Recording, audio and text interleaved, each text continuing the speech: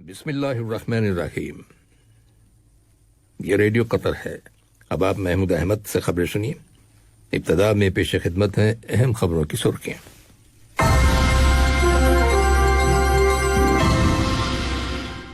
صاحب اسم امیر کو برطانیہ کے وزیر اعظم کی جانب سے ٹیلی فون کال موصول ہوئی ہے۔ آج صبح دیوان امیری میں صاحب اسم امیر سے امریکہ کے وزیر خزانہ اور قائم مقام وزیر داخلہ نے اپنے وفود کے ہمراہ الگ الگ ملاقات کی۔ قطر کی قومی ایئر لائن قطر ایئر ویز کے مسافر بردار طیاروں کے سعودی عرب کی ایئر سپیس سے گزرنے کا سلسلہ شروع ہو گیا ہے، اور وزارت صحت نے اعلان کیا ہے کہ ملک کے اندر کرونا وائرس کے مزید 139 مریض صحتیاب ہو جانے کے بعد شفا پانے والے افراد کی مجموعی تعداد اب 1,42,500 ہو گئی ہے۔ یہ تھیں اہم خبروں کی سرخیاں، اور اب سے چند لمحوں بعد تفصیل سے خبریں نشر کی جائیں گی۔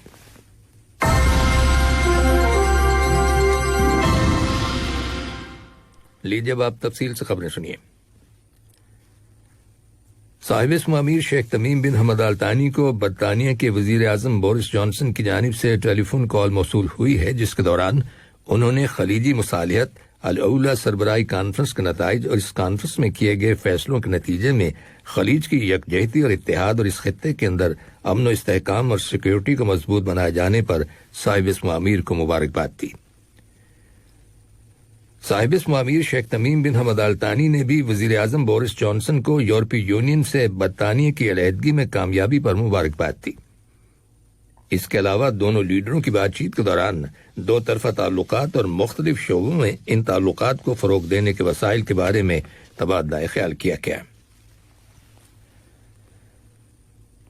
آج صاحب اسم امیر شیخ تمیم بن حمد آل ثانی سے دیوان امیری میں قطر کے دورے پر آئے ہوئے امریکہ کے وزیر خزانہ اسٹیون منوچن اور ان کے وفد کے ممبران نے ملاقات کی۔ ملاقات کے دوران دوستانہ تعلقات اور دونوں ملکوں کے درمیان اسٹریٹجک تعاون، خاص طور پر مالیات اور اقتصادیات کے شعبے میں تعاون کو فروغ دینے کے وسائل زیر بحث آئے۔ اس کے علاوہ باہمی دلچسپی کے متعدد علاقائی اور بین الاقوامی معاملات کے بارے میں بھی تبادلہ خیال کیا گیا۔ دیوان امیری میں صاحب اسم امیر شیخ تمیم بن حمد آل ثانی سے امریکہ کے قائم مقام وزیر داخلہ چیڈ وولف اور ان کے ہمراہ آئے ہوئے وفد کے ممبران نے بھی ملاقات کی، جس کے دوران دو طرفہ اسٹریٹجک تعلقات کے علاوہ موجودہ علاقائی اور بین الاقوامی معاملات کے بارے میں تبادلہ خیال کیا گیا۔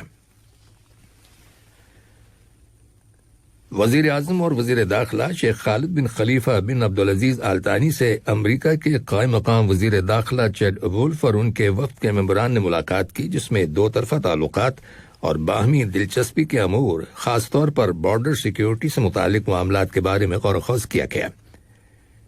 اس ملاقات کے بعد وزیر اعظم اور وزیر داخلہ اور امریکی اہلکار نے قطر کی وزارت داخلہ اور امریکہ کے ہوم لینڈ سیکیورٹی ڈپارٹمنٹ کے مابین تعاون کے ایک سمجھوتے پر دستخط کیے، جس کے تحت بارڈر سیکیورٹی کے شعبے میں تعاون کو فروغ دیا جائے گا۔ وزیر اعظم اور وزیر داخلہ شیخ خالد بن خلیفہ بن عبدالعزیز آل ثانی سے امریکہ کے وزیر خزانہ اسٹیون منوچن اور ان کے وفد کے ممبران نے ملاقات کی، جس میں دونوں ملکوں کے اسٹریٹجک تعلقات اور انہیں فروغ دینے کے وسائل کے علاوہ باہمی دلچسپی کے متعدد امور زیر بحث آئے۔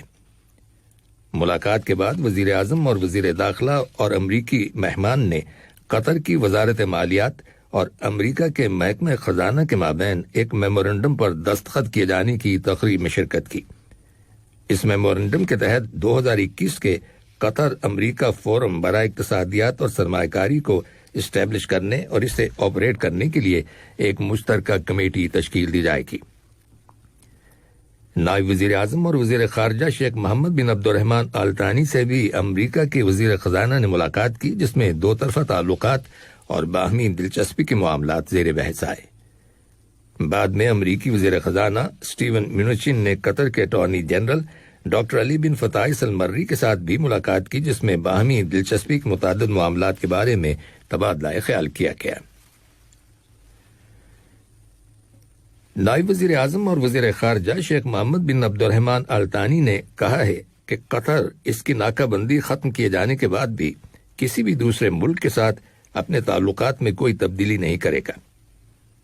فائنینشیل ٹائمز کو دیے گئے انٹرویو میں نائب وزیر اعظم اور وزیر خارجہ نے کہا کہ دوحہ حکومت نے سعودی عرب اور 3 دیگر ممالک کے ساتھ انسداد دہشت گردی اور بین الاقوامی سلامتی پر تعاون کرنے پر اتفاق کیا تھا، جنہوں نے سن 2017 میں قطر پر پابندیاں عائد کر دی تھیں۔ انہوں نے مزید کہا کہ الاولی سربراہی کانفرنس میں کیے گئے سمجھوتے کے حوالے سے تمام ممالک کامیاب رہے ہیں، تاہم مفاہمت میں ابھی کچھ وقت لگے گا۔ قطر کی کابینہ نے صاحب اسم امیر شیخ تمیم بن حمد آل ثانی، سعودی عرب کے فرما روا خادم الحرمین شاہ سلمان بن عبدالعزیز آل سعود اور ولی عہد نائب وزیر اعظم اور وزیر دفاع شہزادہ محمد بن سلمان بن عبدالعزیز آل سعود کے خیالات اور ان کی فہم و فراست اور دانشمندی کی تعریف کی ہے، جس کی بدولت خلیج کی کونسل برائے تعاون کی 41ویں سربراہ کانفرنس کامیابی سے ہمکنار ہوئی۔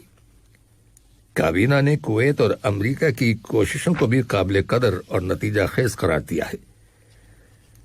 دانی اسنا نائب وزیر اعظم اور وزیر خارجہ شیخ محمد بن عبد الرحمن آل ثانی نے خلیج کی سربراہ کانفرنس کے مثبت نتائج کا خیر مقدم کرتے ہوئے کہا ہے کہ خلیجی مصالحت خلیج کے ممبر ممالک کی فتح ہے اور مستقبل میں ان ممالک کے تعلقات کے بارے میں فیصلہ سازی کے اصول و ضوابط کا تعین کرنے کے لیے ایک مشترکہ رجحان پایا جاتا ہے۔ یہ خبریں ریڈیو قطر سے نشر کی جا رہی ہیں۔ قطر کی قومی ایئر لائن قطر ایئر ویز کے مسافر بردار طیاروں کے سعودی عرب کی ایئر سپیس سے گزرنے کا سلسلہ شروع ہو گیا ہے، اور اس کے ساتھ ہی قطر ایئر ویز نے دنیا کے متعدد ممالک اور بہت سے شہروں کے لیے اپنی پروازوں کی تعداد میں اضافے کا اعلان کیا ہے۔ ان میں عرب ممالک بھی شامل ہیں۔ سفری پابندیوں میں نرمی کے بعد قطر ایئر ویز کی فلائٹ ریزرویشنز میں قابل ذکر اضافہ ہوا ہے، جس سے قطر ایئر ویز پر ٹریولرز کے اعتماد اور اس کی مقبولیت کا پتہ چلتا ہے۔ یاد رہے کہ کووڈ-19 کی وبا کے دوران قطر ایئر ویز نے دنیا کے مختلف علاقوں میں پھنسے ہوئے 1.8 ملین سے زیادہ مسافروں کو ان کے ممالک میں پہنچانے میں مدد کی تھی، اور یہ وہ وقت تھا جب دنیا کی دیگر بیشتر ایئر لائنز نے اپنی پروازیں بند کر دی تھیں۔ وزارت صحت نے اعلان کیا ہے کہ ملک کے اندر کرونا وائرس کے 195 نئے کیسز رجسٹر کیے گئے ہیں، جبکہ وائرس کے مزید 139 مریض صحت یاب ہو جانے کے بعد شفا پانے والے افراد کی مجموعی تعداد اب 1,42,500 ہو گئی ہے۔ اسی دوران میں متعلقہ اتھارٹیز نے 81 اشخاص کو پبلک پراسیکیوشن کے حوالے کر دیا ہے۔ ان افراد نے ان جگہوں پر فیس ماسک استعمال کرنے کی پابندی کی خلاف ورزی کی تھی جہاں اس کا استعمال کرنا لازمی قرار دیا گیا ہے۔ عالمی سطح پر کرونا وائرس کے مریضوں کی تعداد 87.34 ملین سے تجاوز کر گئی ہے، جبکہ ان میں سے 1.9 ملین کے قریب لوگ انتقال کر گئے ہیں۔ دریں اثنا صحت کی عالمی تنظیم WHO نے یورپی ممالک سے کہا ہے کہ وہ کرونا وائرس کی نئی قسم کے پھیلاؤ کو روکنے کے لیے، جو کہ زیادہ مہلک ہے، مزید اقدامات کریں۔ یمن کے شہر عدن میں اقوام متحدہ کے خصوصی ایلچی برائے یمن مارٹن گریفس نے وزیر اعظم معین عبد المالک سعید اور یمن کی نئی تشکیل شدہ کابینہ کے ممبران کے ساتھ ملاقات کی ہے، جس کے دوران انہوں نے اقوام متحدہ کی جانب سے عدن شہر کے ایئرپورٹ پر کیے گئے ہلاکت خیز حملے کی شدید مذمت کی۔ اس حملے کے نتیجے میں کم از کم 25 افراد ہلاک اور 110 دیگر اشخاص زخمی ہو گئے تھے۔ اسلامی جمہوریہ ایران کے سپریم لیڈر آیت اللہ علی خامنہئی نے آج اپنے ایک بیان میں کہا ہے کہ تہران کو امریکہ کی خاطر سن 2015 میں عالمی طاقتوں کے ساتھ کیے گئے جوہری معاہدے میں شامل ہونے کی کوئی جلدی نہیں، لیکن ایران پر عائد پابندیوں کو فوری طور پر ختم کرنا ہوگا۔ ٹیلی ویژن پر نشر کیے گئے اپنے پیغام میں انہوں نے واضح کیا کہ ہم معاہدے پر واپس جانے کے لیے امریکہ سے اصرار نہیں کر رہے اور نہ ہی ہمیں کوئی جلدی ہے، لیکن جو منطقی بات ہے وہ ہمارا مطالبہ ہے کہ ان پابندیوں کو جلد ختم کیا جانا چاہیے۔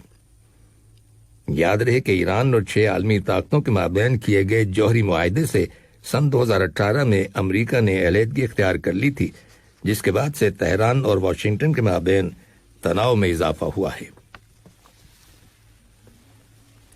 پاکستان کی سیکیورٹی فورسز نے صوبہ پنجاب کے مشرقی علاقے میں ایک کلعدم شیعہ ملیٹنٹ گروپ کی کمینگاہوں پر چھاپے کے دوران 7 مشتبہ افراد کو گرفتار کر لیا ہے۔ رپورٹس کے مطابق یہ افراد سنی مسلم گروپوں پر مبینہ طور پر حملوں کی منصوبہ بندی کر رہے تھے۔ خبر ملی ہے کہ برطانیہ کی حکومت نے یورپی یونین کے شہریوں پر برطانیہ میں داخل ہونے کے لیے آئیڈینٹی کارڈز کے استعمال پر پابندی لگا دی ہے۔ اس فیصلے پر رواں سال اکتوبر کے مہینے سے عمل درآمد ہوگا۔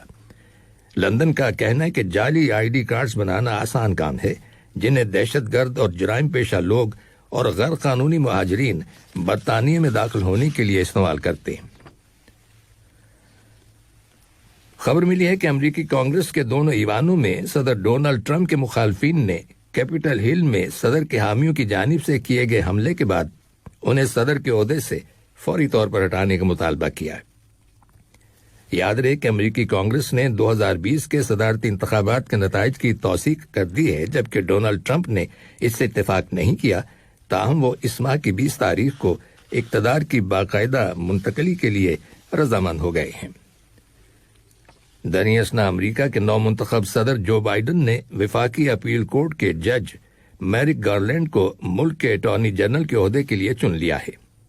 68 سالہ گارلینڈ واشنگٹن میں اپیل کورٹ میں جج کی حیثیت سے 23 سال کا تجربہ رکھتے ہیں۔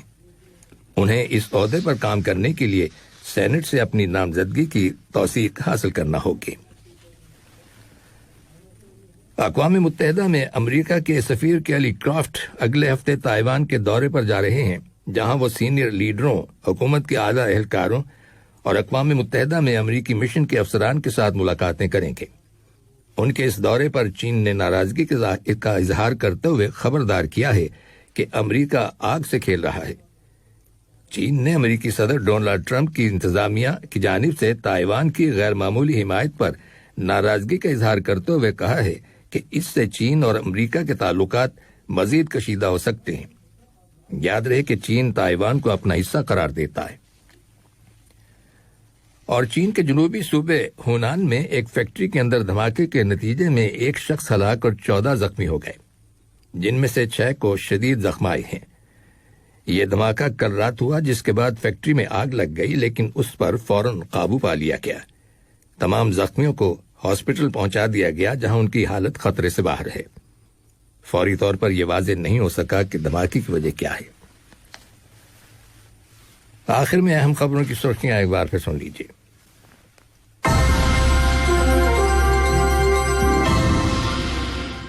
صاحب اسم امیر کو برطانیہ کے وزیر اعظم کی جانب سے ٹیلی فون کال موصول ہوئی ہے۔ آج صبح دیوان امیری میں صاحب اسم امیر سے امریکہ کے وزیر خزانہ اور قائم مقام وزیر داخلہ نے اپنے وفود کے ہمراہ الگ الگ ملاقات کی۔ قطر کی قومی ایئر لائن قطر ایئر ویز کے مسافر بردار طیاروں کے سعودی عرب کی ایئر سپیس سے گزرنے کا سلسلہ شروع ہو گیا ہے۔ اور وزارت صحت نے اعلان کیا ہے کہ ملک کے اندر کرونا وائرس کے مزید 139 مریض صحت یاب ہو جانے کے بعد شفا پانے والے افراد کی مجموعی تعداد اب 1,42,500 ہو گئی ہے۔ ریڈیو قطر سے خبریں ختم ہوئی۔